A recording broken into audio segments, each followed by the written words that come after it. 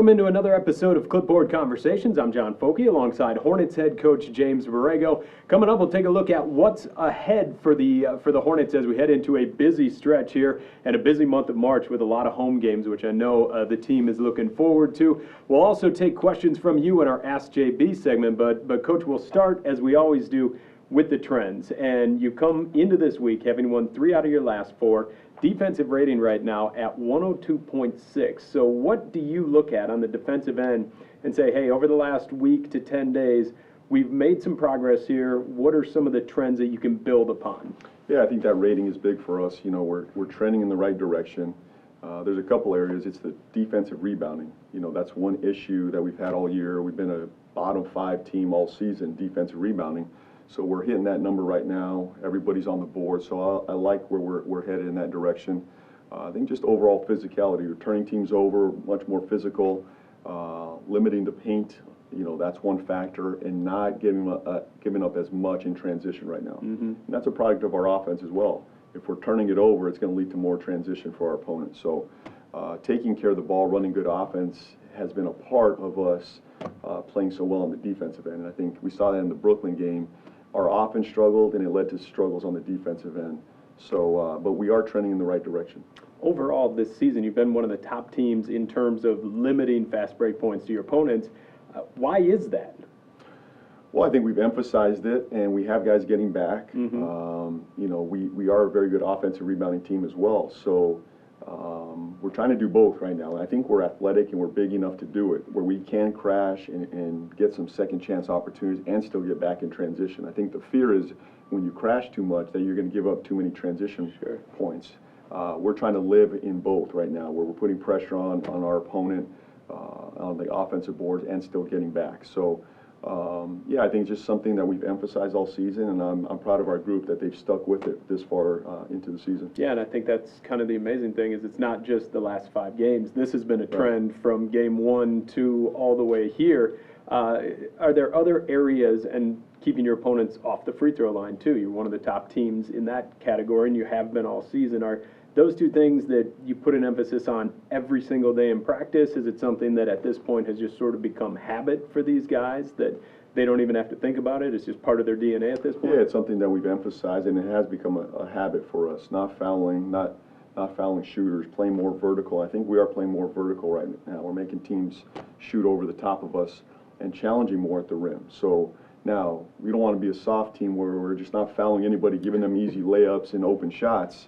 There's a balance there where we're still physical, but we're smart in defending without fouling. So I think we've done a nice job of that. We'll continue that. But the board, I can't emphasize that enough, that when teams miss shots, we have to gather that rebound and go play some good offense. We've talked a lot about the play of Malik and Miles over the last couple of weeks. Now that we're looking at 10 to 12 game sample sizes for these guys, just how important is that consistency in taking some of the pressure off offensively of guys like Devontae and Terry, that, hey, you don't need to feel like you have to go out and score 25, 30 points because you've got balance here through the lineup, and we're seeing that night in and night out. Yeah, I think that's what consistency does. It gives you balance, that you can rely on those guys every night. And if one guy doesn't have it, it's going to get covered up somewhere else. And we need guys like Malik and Miles to step up. Terry's been that pretty consistently all season, no matter what's going on with Devontae. And, you know, this is a long season. We understand there's going to be ups and downs for every one of our players. But the more guys you have playing more consistently throughout the season, the better coverage you have throughout. So Miles has been great. I think Malik has really stepped up and helped us in these areas. PJ's had a few games here where he's found his legs and his rhythm again. So we're going to need that here to close out strong. PJ talked about going into the All-Star break that, hey, he was ready to put his feet up a little bit. Then you look at him coming out of the All-Star break, double-digit scoring, the 3-point shots falling. Does he look a little bit more refreshed here these last couple of games? I thought so. I think, you know, we're trying to ignite him and get him going again. It's a long season. He's played 2 college seasons already, basically, and we still got 1 more to go. So this is new for him. I think he felt it there at one point, and we just got to continue to manage him and this entire group. And I give our performance group a ton of credit that we're healthy. You know, we've been healthy for the most part all season. PJ's now, you know, back in the mix and feeling strong. You know, we had the ankle injury, the hand injury, but if we can keep him fresh, this is an important 25-game stretch for us. Jalen McDaniels has not looked like a guy that hasn't spent much time at the NBA level. Whatever you guys are doing in the G League, it seems like it has made his transition, Caleb's transition, all those guys just look like it's very comfortable at the NBA level. Yeah, he's very coachable, number one. And I think he takes coaching. He understands concepts. He's much brighter and has a better IQ than I expected this early. And you put that together with his will and his desire to get better, that's a good combination. I think the staff has done a really good job in Greensboro, getting him ready, getting him prepared, and now he's transitioned to our program. It's like he hasn't missed a beat, and he does whatever we ask. So I love his pace, his energy, his willingness to learn and grow. He's not afraid of the moment. He's not shying away from the spotlight. He's taking big shots. He's defending. We love his size, obviously. Love his versatility. So need him to continue to grow and develop, and he will throughout this 25-game stretch. All right, a lot of good things happening, a lot of good things still to come. We'll talk about the road ahead. But coming up next, we took a couple weeks off the Ask JB segment. You ready? You ready? Let's go. Yes. We're taking your questions next right here on Clipboard Conversations.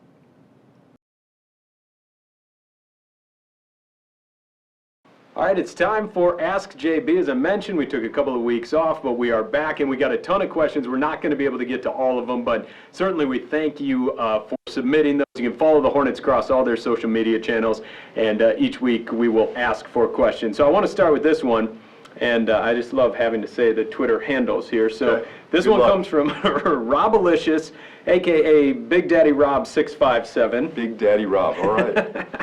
Who do you think is the best dunker on the team? Best dunker? Ooh, we got a couple. Miles and Malik are pushing it. I'd say I've seen spectacular out of both. I mean, it's tough to go one or the other. Miles is so powerful, but Malik's are so spectacular. Where he comes from, the way he flies. I guess maybe with a smaller guy, they look a little bit more spectacular. I can see that. But Miles' power is tremendous, so I like them both. I'll go there. How about Cody Zeller? Last couple games, Strong. he had a pipe on Gafford. He had another good one at home against Brooklyn. Yeah, too. He's got some legs, some spring. He's bouncy. And I heard another commentator say it was nice to see that Cody was on the other end of a dunk this time. I took offense to that for Cody. Yeah. But he's given it back a few times over the last week. So springy, bouncy, sneaky dunker. Yeah. It's been fun. It's been fun to watch all these guys dunk.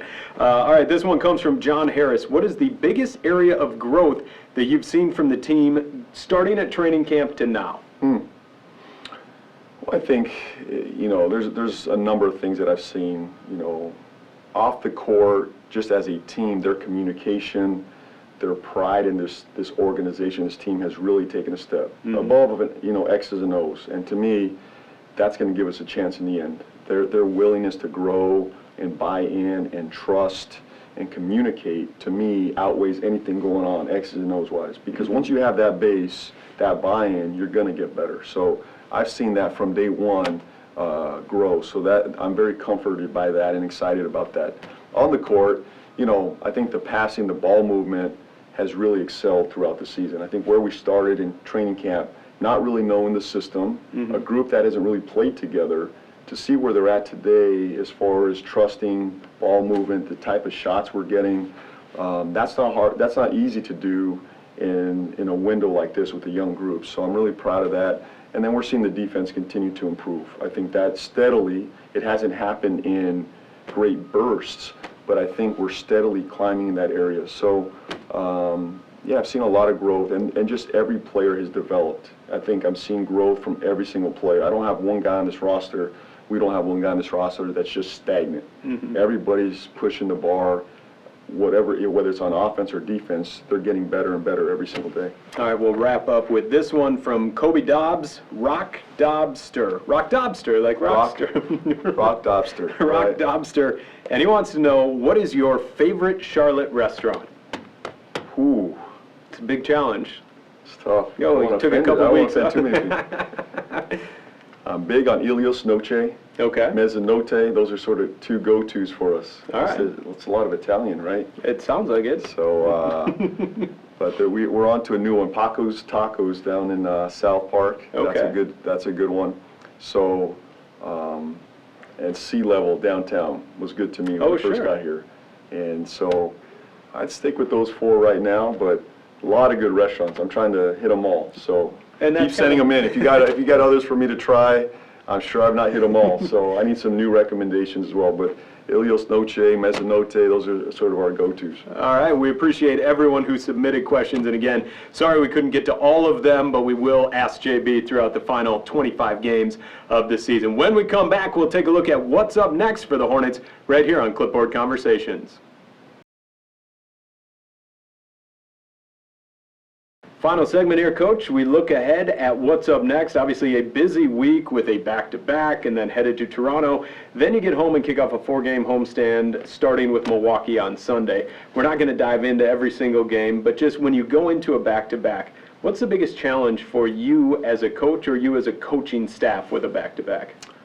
Well, looking ahead without looking ahead, if that makes sense. You can't really think about that next game. The most important game is the one in front of you. So managing that game, making sure we're focused on that game, because the best thing we could do is come out of that game with a win, and that propels you into that second game.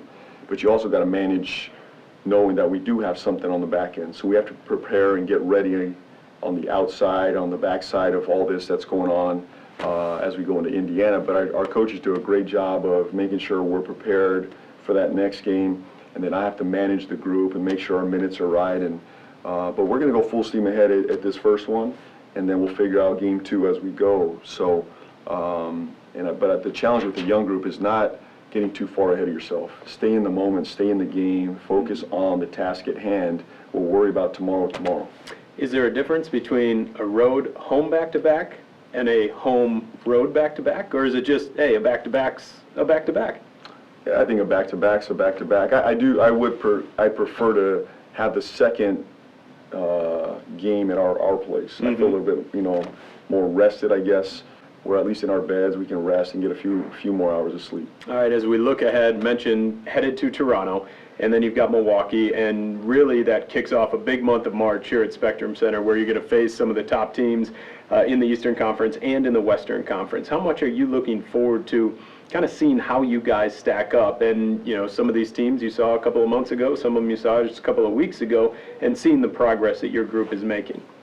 Yeah, these teams are going to force you to play, and they're going to expose you, and they're going to force you to develop and grow, and you're thrown into the fire, and I keep saying that we're in the fire right now. It's about to get blazing right here.